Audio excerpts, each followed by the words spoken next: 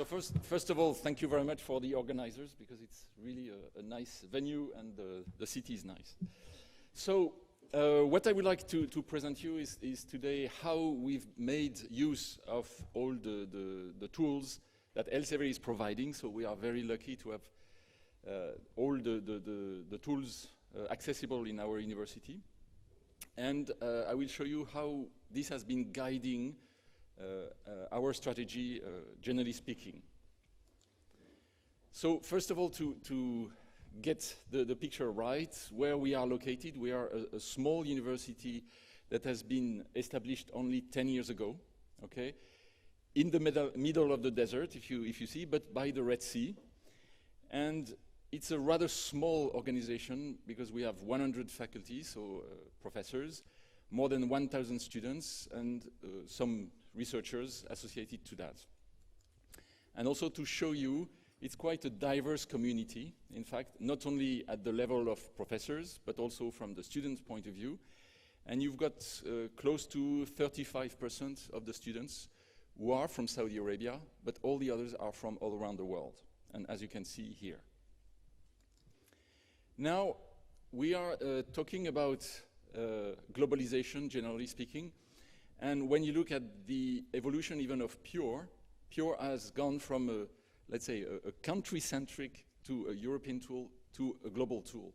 And I think I wanted to put that in context because in Saudi Arabia, we are already in Asia.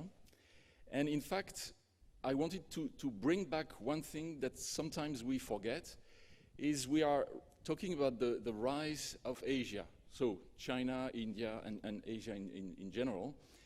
And we just see that as, you know, the Western countries, USA, Europe, are losing ground. But now, if you go back in time, in fact, you can see that, yes, Europe and USA had their time, but when you go even further, in fact, it was more a world dominated by India and China over the last 2,000 to 3,000 years, okay? So it's just back to kind of a balance when you see it. It's a way of balancing more the share of the world trade. The second thing that we are not always aware is how much money is spent into research. So R&D, and this includes not only the academic, but all R&D. And what you can see that, in fact, Europe and US, altogether, it's only half the money invested as we speak, you know, in research. So there is something happening that we are not always completely aware. And now, when you use Scival, you can even look at the quality. So what's the percentage of publications that are really impactful? Okay, and what you see is that it went from, and in that case you got Singapore, Hong Kong, Saudi Arabia, China.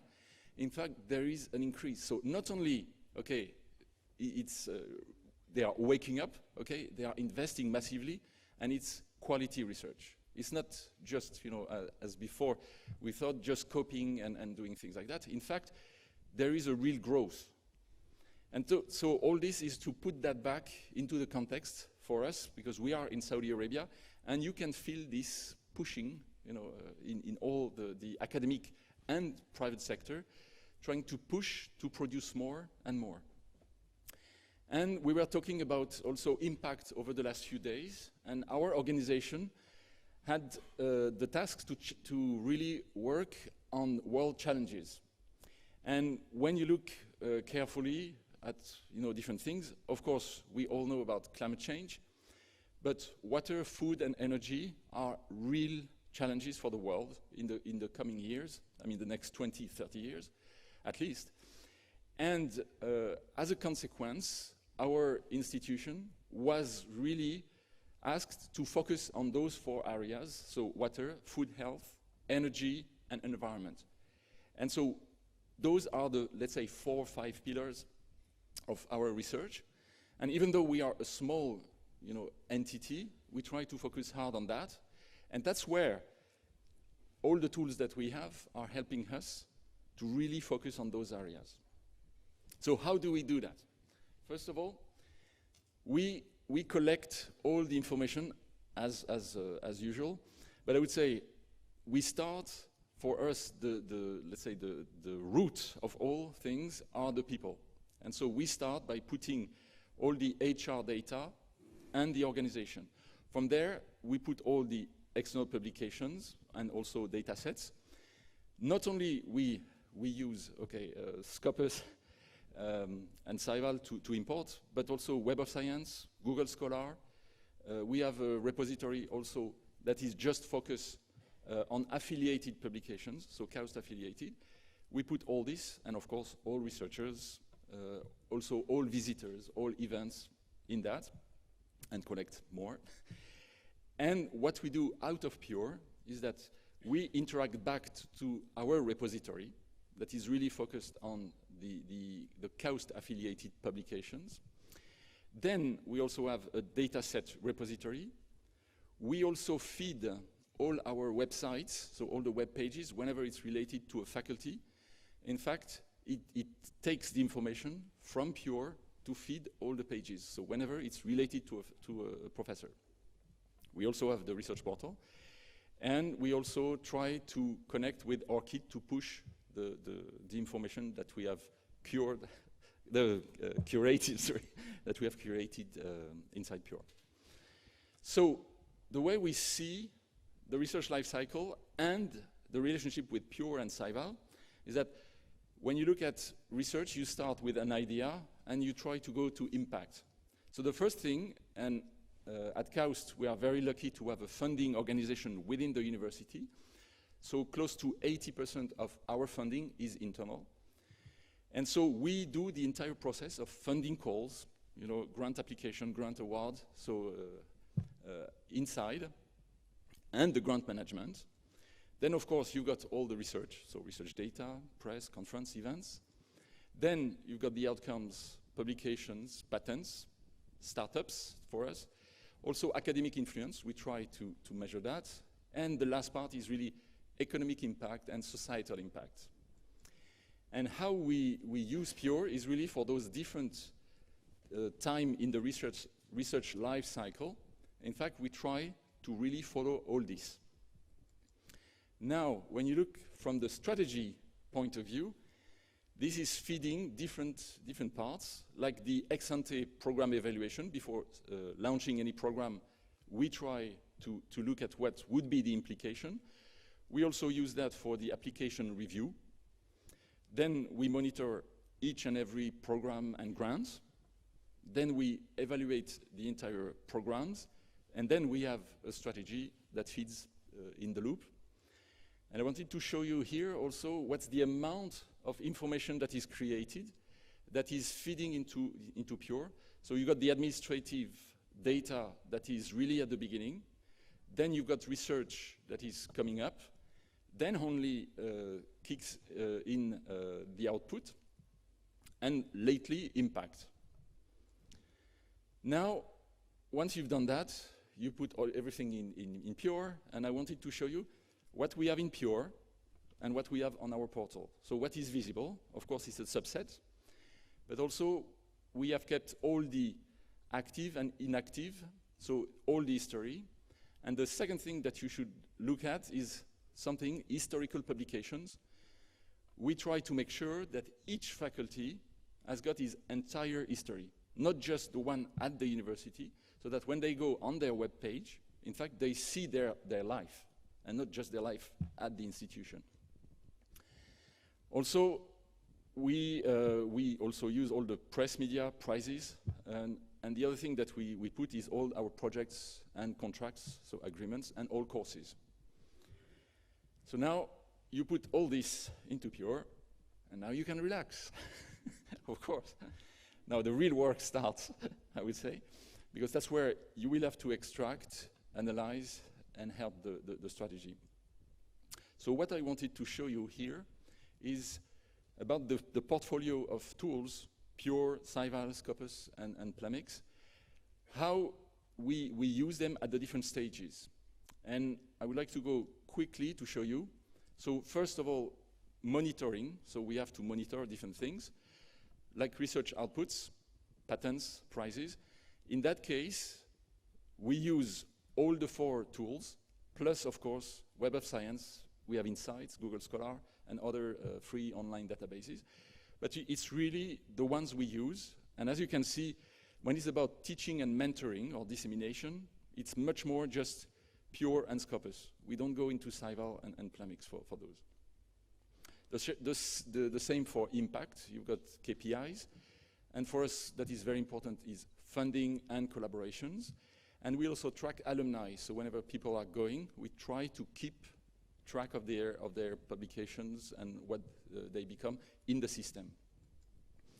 You also have, for evaluation, every year we make a faculty annual report, and all the data are extracted from Pure. So we are asking professors, please go there, fill in anything you want, that you think is relevant, and we will use that.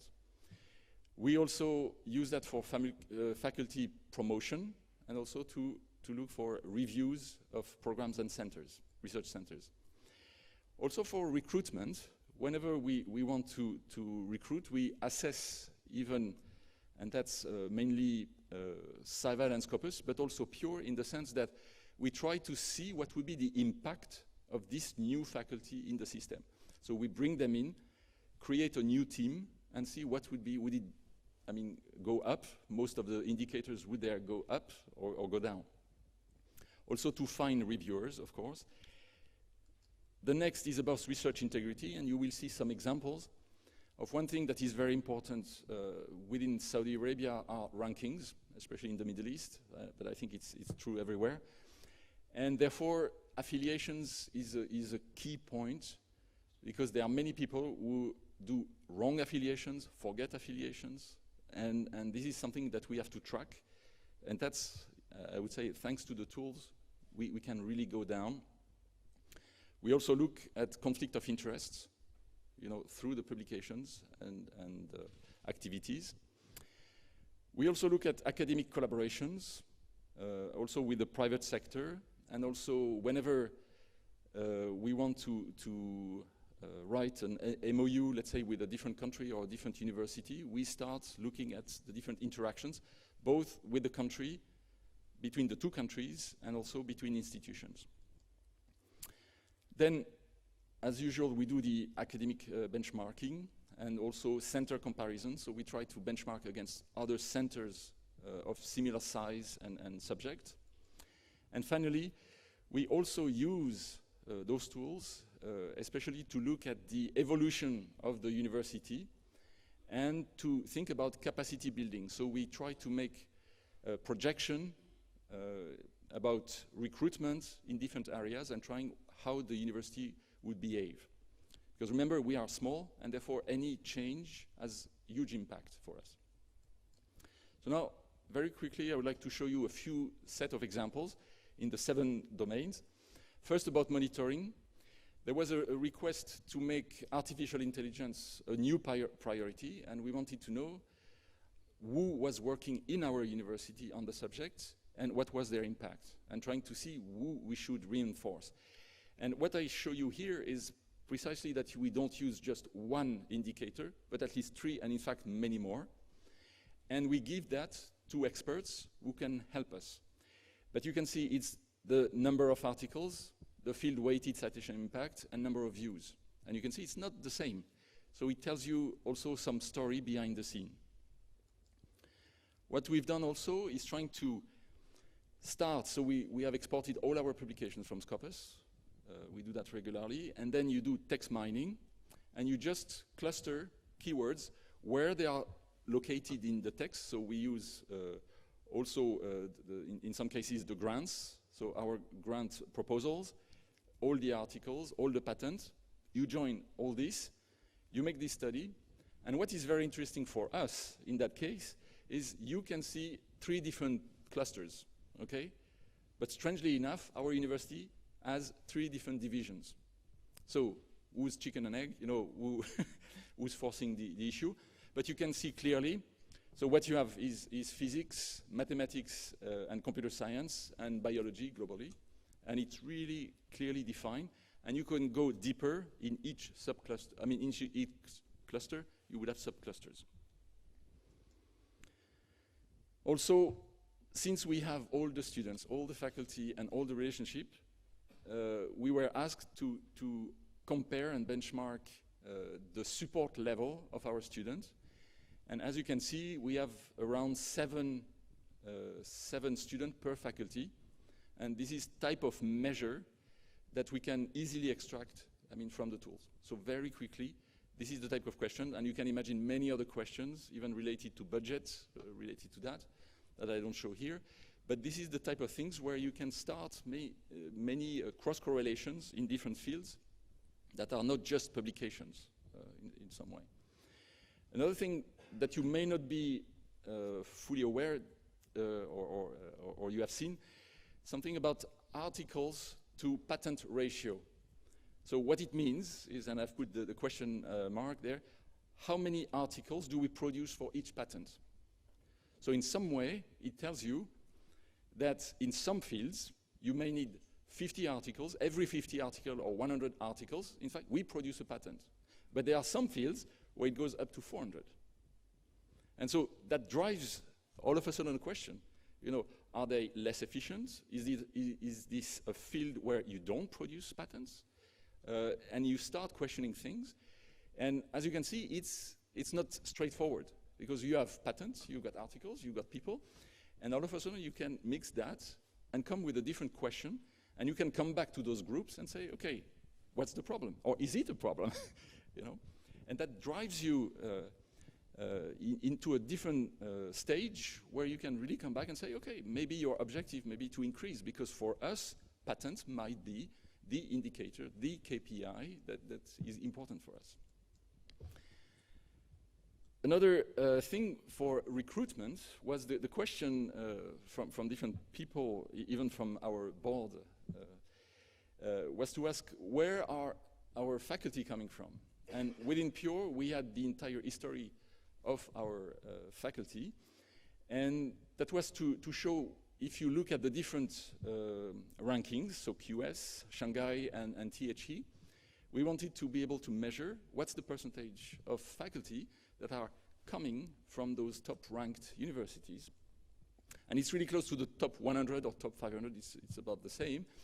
But it's really to show, that the majority of our faculty are coming from those top-tier universities. That doesn't mean that the others are not good. But it's a way to reassure yourself, okay, it's important to know these facts. Another thing that is important for us, as I was mentioning, we are small, but we, in some way, we have the financial capacity. And what we have done is also to look, since we have access to the publications before joining our university and after, you can see that on the overall, in fact, before and after, there is a real boost in the number of publications. So whenever people are joining our university, all of a sudden, they really change the number of publications, number of citations.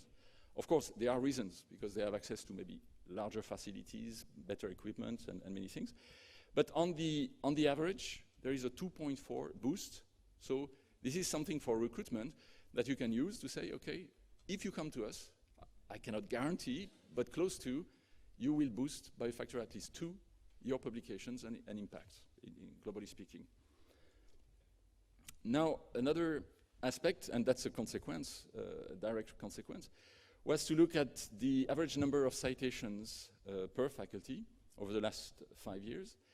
And once again, this is through Pure, Scopus, and Saival. And you can see that we are very lucky to have really high-end people who are really having high impact in terms of citations. And this is also a factor that is important to be able to make sure we recruit the right people.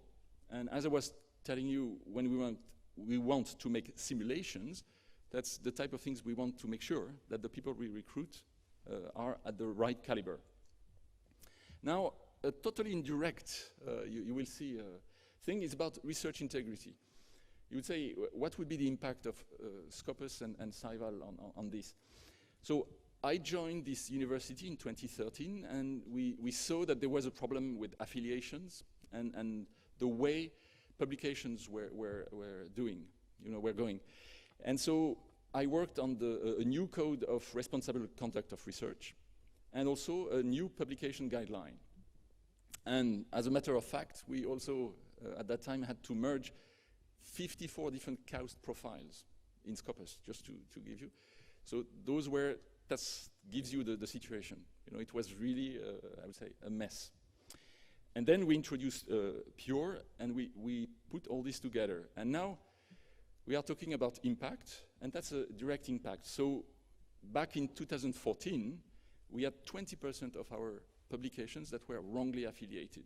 And through the effect of, you see, profile curation policies, went down to 16, then to 8, okay? But on top, that's not the end. When you look at, we looked at something totally different, that is the percentage of corresponding authors using their KAUST email address. And what you can see here is that all of a sudden there was a drop, a complete drop. So people were not using anymore. You know, they were using their Gmail account or whatever, you know, to just communicate.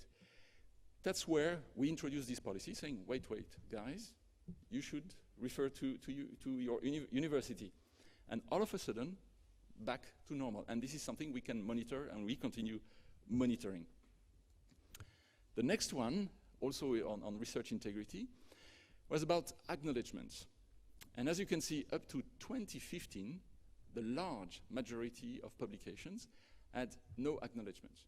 So funding acknowledgements, even people saying, we would like to thank the university for their support. And we introduced this policy, and as you can see, a total reverse in how the people were referring, you know, to KAUST. So this is something that we can, and we continue monitoring this and making sure that there is a strong impact. And that has a strong impact directly on our collaborations. And just to show you, so our collaborations, so we collaborate all around the world. But more important now, so what we've done is also to look at the number, what's the percentage of publications in different regions of the world. Also, the percentage of institutions that we are working with, but the next one is the percentage of citation. And what you can see here is that we are good friends with Asians here, because they are citing us much more than we are collaborating with them, okay? And that tells you also something in terms of strategy. Should we focus on them? Because apparently they like us, we like them, and maybe that's a new direction. So maybe we should focus much more on Asia, and maybe increase the number of collaborations, because as a consequence, we may have even more citations. You know, so slowly, by gathering the data, you start being able to make your strategy. And that's typically what we do, is that we look at the different indicators for, in that case, for China, and we try to see who we collaborate with. We look at number of, in the collaboration, number of publications, number of citations, and we try to improve and target the right people in our collaborations. That's another example still on China, where you can see the different institutions working with us, and what we do on top is this text analysis, where we try to also look at what are the key areas that we are developing in the collaboration. And that's also really helpful, because whenever our representatives are going to negotiate a collaboration, you can directly say, okay, we are working mainly in this area, in this subject, with those people, and we would like to, thanks to our strategy, we would like to focus a bit more in this area with you. You know, so it's really helping us driving the strategy. Also, what we do is to benchmark. That's the usual thing. So we have the different fields, and we try to compare to other similar institutions and trying to see if we are ahead or below. And that's really encouraging in some fields. And back, to the university, we can ask them, okay, now you should maybe drive a bit more your effort to increase your impact in this field. Another thing that we, so those are again data directly from Scival and sometimes Pure. It's once again the publication in the top 10 journal percentiles, but also the field-weighted citation impact. And what you can see is, and we are very proud of that, is in fact, as I was mentioning, we do publish in high-quality journal. And that's also something that is helping us in our decisions. I would like to show you also our history back. So what you have here is the same thing, the field-weighted citation impact, and the top citation in the top 10% percentile again. And now what I've done is to group that into 3 different clusters. One that were close to 1, a field-weighted citation of 1. One group that we were part of in 2010, so look at the time. And another group, MIT, Caltech, Harvard, at the top. And now what I will do is to show you the evolution of those different universities. So, of course, it's a sample, you know, it's not to look too carefully, but still for us, it has been very encouraging to be able to see that over the years, and thanks to all our strategies, we are able to get higher and closer, I mean, to this MIT, Harvard, Caltech group. And you could see that Tsinghua, for example, University, and KAUST, so Korea, they also went up during that same period. So we are back to the first slides I was showing you that those universities, in fact, are getting higher and higher in those things. Another thing we've done, since we are a young university, and you may know that there are many rankings that are ranking the young universities, so below 50 years. So what I've done is to take at least, I don't know, 15 of them, and look at what was the evolution of the number of publications over the first few years. And that was very impressive for us to see that KAUST was really jumping up, and so we started very fast, and we hope we'll continue. If you compare even to EPFL, if you HKUST or other universities, in fact, it was a slow start, then it took off, okay? And that was very interesting for us to be able to look at that. So those are not the usual thing you see, because you don't bring back that all together, but it's very encouraging for us.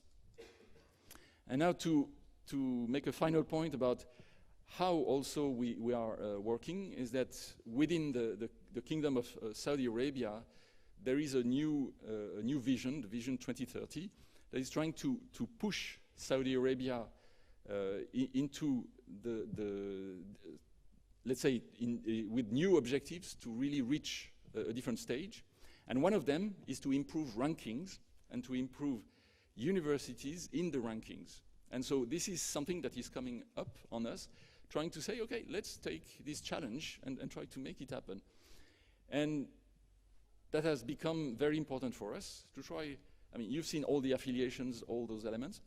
But now what we are really gathering and trying to push forward is trying to be higher and higher. And of course, there are some success. But just to mention one thing, since we are with Elsevier, is that KAUST, because we don't have an undergrad program, in fact, we are not eligible to THE and QS. And so if you are looking for KAUST in those, we are not there just because we don't have undergrad, because we just start with graduate students. And we have been working with THE, and so what we have done is to ask them, okay, now we are not eligible, but what if we could be in?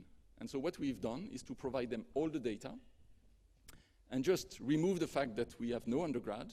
Where would we be? And we were very happy to find out, I mean, they found for us, that in fact we were at the rank 96. So I can tell you our senior management was very happy. We were in the top 100, and which bring us in Saudi Arabia as the top. Unfortunately, this is not, we cannot officially, but we can say it, so it's a simulated rank, and we would be there if we had undergrad. So it shows you all the importance of all those data that can help you for the strategy. So I've shown you this I would say, this map, but I've prepared for you a special map in case you are lost within Pure. I call that the Pure Subway map, and you will find out when you look in more details that in fact you can find your way among all these. You know, from organizations, publications, grants, it's all there. Thank you very much.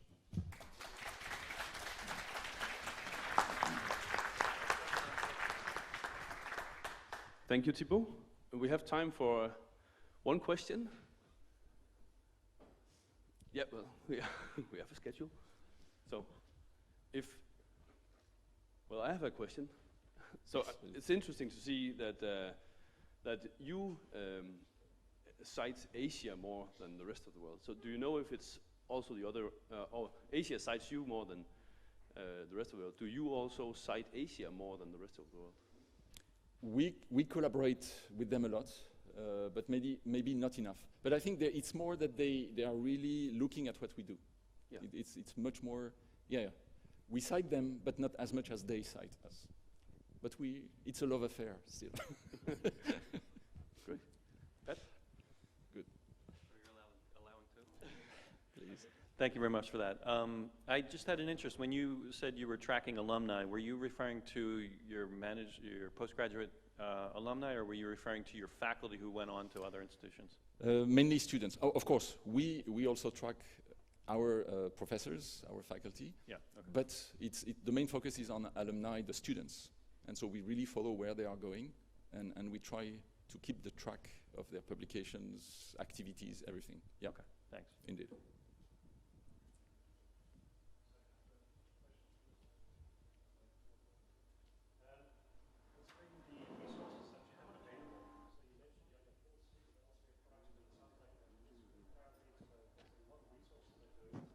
Yes.